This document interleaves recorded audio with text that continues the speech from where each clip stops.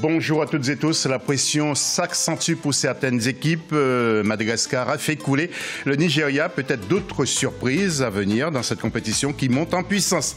L'Égypte a failli craquer devant l'Ouganda et la RDC qui revient, mais trop tard justement dans la course. 11e numéro de cette émission spéciale CAN Égypte 2019, 11e jour de compétition sur Africa 24 et nous allons tout de suite découvrir le sommaire.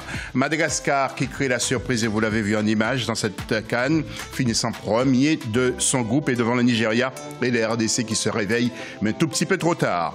Deuxième grand titre de ce magazine avec le dernier tour de groupe pour le C et le E, qui pour la deuxième place qualificative, c'est le point d'interrogation, et puis la bagarre qui fait rage aussi dans ces groupes et le suspense demeure entier. Et enfin, un troisième grand titre, les à côté de la CAN et puis les supporters ivoiriens qui sont derrière leur équipe. Nous aurons un reportage réalisé depuis la ville d'Abidjan par Olivier Conan. Nos invités en plateau, Tripi Maponda, footballeur de la RDC. Tripi, pas trop déçu. Je disais que vos compatriotes reviennent dans la course, mais trop tard. Ils reviennent trop tard. Et ce qui est bien, c'est l'évolution qu'ils ont eu pendant cette compétition après le fameux non-match qu'ils ont eu contre le Ouganda. Oui, on y reviendra tout à l'heure. Vous, qu'est-ce que vous devenez? Vous avez trouvé une équipe depuis la dernière fois? Depuis le discours des capitaines après le premier match contre l'Ouganda. Non, vous, est-ce que vous avez trouvé une équipe? Personnellement, une équipe. Pour la rentrée, non, pour la prochaine saison. Excusez-moi. Non, je n'ai pas encore trouvé d'équipe, mais j'espère que ça va se faire très rapidement. Oui, je souhaite pour vous également. Et puis nous avons M. Amara Simba avec nous, ancien pro, donc de Cannes, du Paris Saint-Germain. Il est originaire de la Guinée, mais il a la double nationalité. Précise, hein, Guinée-Conakry. Hein. Guinée-Conakry. Oui. Oui. Amara, je peux vous comparer à Lionel Messi ou pas? Non. Non. Non, tu exagères. Ouais. Mais c'était un très très bon attaquant. Tu reconnais quand même, hein? Merci. Ok. Et puis pour l'interactivité, n'hésitez pas de nous faire part de vos pronostics chaque jour et puis vos points de vue sur les matchs, vos analyses précises. Donc vous n'hésitez pas, vous allez sur nos réseaux sociaux. Pour le Facebook, c'est Africa 24 TV ou pour le Twitter avec le hashtag Africa 24. Analyse des matchs sans plus tarder.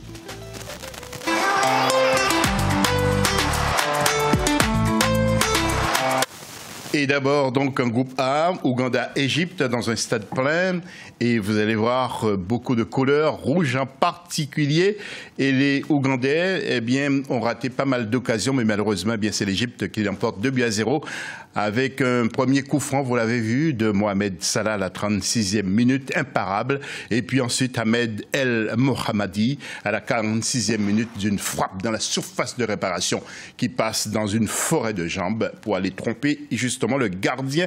Donc, Onyango, 2-0 pour l'équipe d'Égypte, qui gagne encore 3 points. Deuxième match avec l'équipe de la RDC face au Zimbabwe et c'est l'équipe de la RDC qui l'emporte parce qu'il fallait quand même se racheter 4-0 pour les sommes de Florent Ibenge avec d'abord la 4e minute, le premier but, puis Cédric Makambu marquait 2 fois à la 34e et 65e sur penalty, vous l'avez vu, pour son deuxième but, et puis Britt à son Balanga à la 70e minute, toujours pour la RDC qui ne rentrera pas bredouille du côté de la RDC. Nous allons voir le tableau maintenant de ce groupe avec l'Égypte qui bat l'Ouganda, je vous l'ai dit, 2-0, même, pas même score, mais 2 buts de plus pour la RDC face au Zimbabwe. L'Égypte termine en tête avec 9 points, qualifié. Pas de défaite, pas de match nul. Deuxième, l'Ouganda avec 4 points, c'est la surprise. RDC finit 3e malheureusement et 4e le Zimbabwe. Tripi, je vais vous interroger tout de suite. Qu'est-ce qui a manqué justement aux hommes de Florent Ibenge? C'est le premier match qui a été complètement raté selon vous? Le premier match a été complètement raté, mais il ne faut pas aussi discréditer aussi la performance de l'Ouganda parce que l'Ouganda a vraiment mis à mal cette équipe de la RDC. Maintenant, ce que j'ai bien aimé, c'est surtout l'évolution de cette équipe de RDC dans cette compétition. Après le discours des deux capitaines, après le premier match de l'Ouganda. Oui. Est-ce qu'il faut mettre en cause l'entraîneur Florent Ibenge qui fait jusqu'à présent un super boulot Non, je pense qu'il ne faut pas le remettre en cause parce que comme vous le dites, il fait un très bon boulot parce qu'il a réussi aussi à faire cohabiter les binationaux et aussi les locaux. Maintenant, voilà, c'est aussi une discussion à avoir avec les instances pour pouvoir toujours progresser. Oui. Alors, avant de retrouver Amara Simba, est-ce que vous avez été contacté pendant toutes les campagnes par l'entraîneur, par le staff de la RDC pour intégrer la sélection? Non. Même si non, c'est vrai, même si j'aimerais bien. Si j'aimerais bien intégrer par rapport aussi par un truc de performance, et surtout de formation, parce que voilà, ce qu'il faut aussi, c'est faire émerger les jeunes qui sont en Afrique, qui ont besoin aussi d'un coup de main. Après, faut discuter et poser les bonnes questions. Oui, Amara, un point de vue maintenant, vous, le pro, l'ancien pro, sur ces 2 matchs, Égypte-Ouganda et RDC-Zimbabwe, qu'est-ce que vous retenez justement? L'Égypte est partie pour remporter le titre, selon vous? L'Égypte est largement avantagée parce que ça se joue à domicile. On va peut-être redemander le tableau si vous voulez avoir plus de renseignements sur ce tableau du classement. Non, mais j'ai vu le premier match. Bon, c'est le premier match qui était difficile quand même s'ils ont gagné. Et après, quand tu gagnes 2 matchs, ça veut dire on est déjà en position de favori. Et le 3e match, ils l'ont géré, quoi, en fait. Même, on a vu que c'était difficile, mais malgré ça, il y a des joueurs qui ont fait la différence sur les coups de pied arrêtés. Et donc, on voit que l'Égypte est vraiment bien partie pour cette CAN. Parce que je pense qu'ils ont quand même géré les 3 matchs aisément, quoi, en fait. Vous êtes déçu pour les RDC RDC, oui, parce qu'on connaît... je ne sais pas s'ils ont eu tous leurs meilleurs joueurs. Il y en a qui... mais ils ont déjà un championnat qui était avec le TP Mazembe, qu'on connaît aussi, qui sont très très forts. Et quand ils négocient mal le premier match, après ça nous met en difficulté. Mais là, ils ont quand même bien réagi en mettant...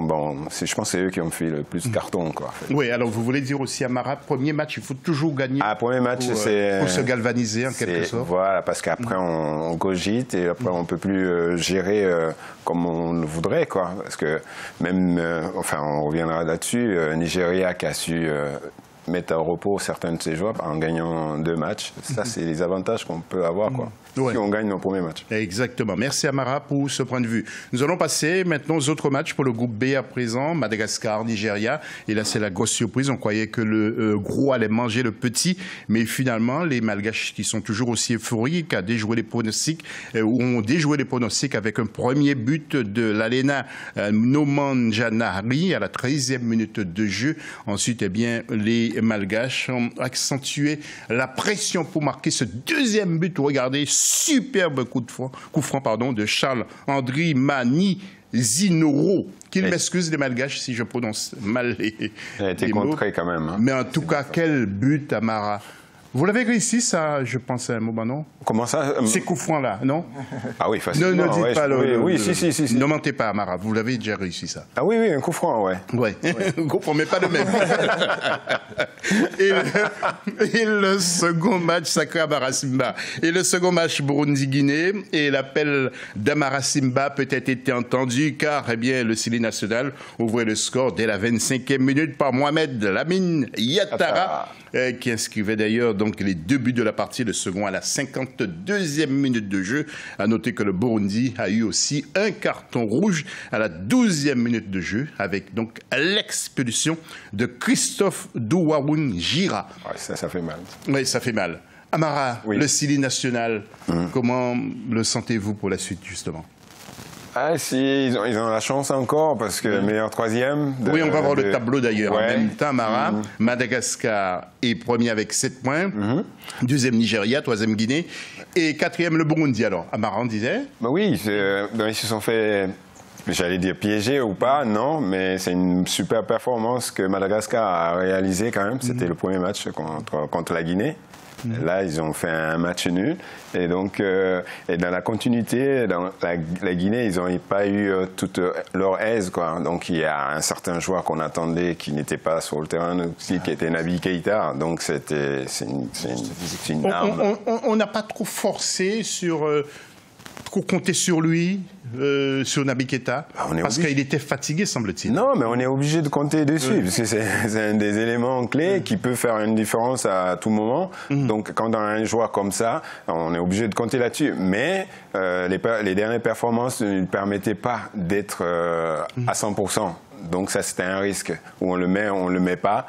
Mais je pense que ça, c'est le dosage de l'entraîneur après. Guinée va rentrer à la maison parce que 3e, mais avec... il reste encore une fine chance au niveau pour du les meilleurs meilleur 3e. Donc, donc on garde là-dessus. Mais je pense que le problème de la Guinée, c'est le premier match qui n'a pas été vraiment bien négocié en fait, au départ contre Madagascar. Mais aujourd'hui, quand on regarde, Madagascar est quand même un premier. Oui, tout à fait. Donc, Guinée qui a fait match nul avec Madagascar et le Nigeria qui fait. Il faut encourager cette équipe de Madagascar. C'est une première édition et ils sont déjà premiers dans leur groupe, Donc c'est quand même important. Tripi, quelques mots justement à propos de Madagascar. Ça nous fait penser au Cap-Vert qui avait participé à une certaine CAN. Ça nous fait penser au Cap-Vert et puis le Madagascar, c'est une première historique pour eux. Dans cette CAN, d'être premier aussi de ce groupe avec les nations qu'il y a entre le Nigeria et la Guinée. Ouais, c'était une surprise parce que il faut savoir aussi que le Madagascar, c'est une équipe aussi où il y a beaucoup de binationaux. C'est des joueurs qui jouent en Europe et plus particulièrement aussi en France. Et cette ossature leur permet aussi de bien figurer dans cette CAN. Il faut avoir une continuité parce qu'on a vu le Cap-Vert avait fait une superbe CAN et après ça a plongé. Et a disparu des radars. Au vu des matchs qu'on a vus dans l'évolution de la compétition, on voit vraiment que Madagascar, ils ont du jus. Ils sont vraiment dans mais il faut qu'il y ait une continuité. On espère qu'il y ait une continuité. Maintenant, c'est à eux de le prouver comme ils le font depuis le début de cette CAN. Oui. Je pense qu'il y en aura une continuité parce que c'est pas anodin de les voir déjà, que ce soit physiquement et puis tactiquement aussi. Parce que avant, on se disait, mais une première édition, peut-être ils vont prendre 3-0. Mais non, là, c'est jeu égal quand même. Avec les meilleurs et les favoris qui étaient attendus quand même. Alors, messieurs, vous savez qu'à chaque émission, les invités donnent leur pronostic sur les matchs du jour. Mais attendez, ce sera dans la 3e partie, Amara, ça va venir. Donc hier, nos invités ont donné leur pronostic sur les 3 matchs. Ouganda-Égypte, je vous rappelle, 2-0 pour l'Égypte. RDC bat Zimbabwe 4-0. Madagascar bat Nigeria 2-0. Et Burundi-Guinée, la Guinée l'emporte 2-0. Écoutez les pronostics de nos invités d'hier avant ces fameux matchs. Je pense qu'ils n'ont pas eu. Alexandrie, Madagascar, Nigeria, qu'est-ce que voyez-vous? Un beau match nul, 1-1. 1-1. Et Burundi-Guinée? 2-0 pour la Guinée. 2-0 pour la Guinée. En groupe A, Ouganda-Égypte. 3-0 pour l'Égypte. 3-0 pour l'Égypte. Et Zimbabwe-RDC? 1-0 pour la RDC. 1-0 pour la RDC. Mon cher Georges, c'est à vous maintenant à votre tour. 18h donc aujourd'hui, Madagascar, Nigeria. 2-1 pour le Nigeria. 2-1 pour le Nigeria. Burundi-Guinée. Burundi-Guinée, 2-0. Guinée 2-1. 2-0. Même chose que Jason. Et puis Ouganda-Égypte. Ouganda-Égypte, là je vois une surprise, 1 but partout. 1 partout. Et Zimbabwe-RDC. 1 but partout également.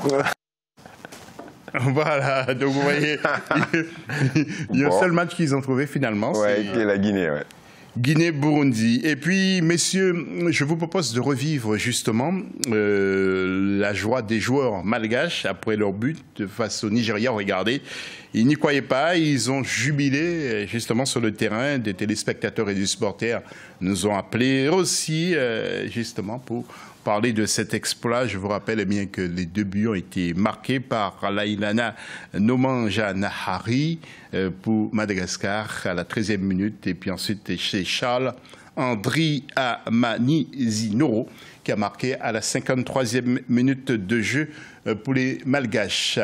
Et Amara, je voudrais vous demander aussi, est-ce qu'il y a encore du boulot? Il y a du boulot à faire du côté de la Guinée? Il y a du travail encore? Parce qu'il va falloir reconstruire après cette CAN.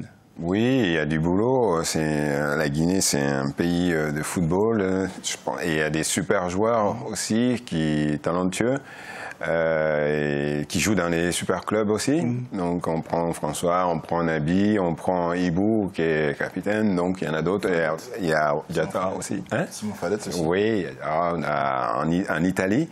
Donc il y a vraiment un effectif qui est là.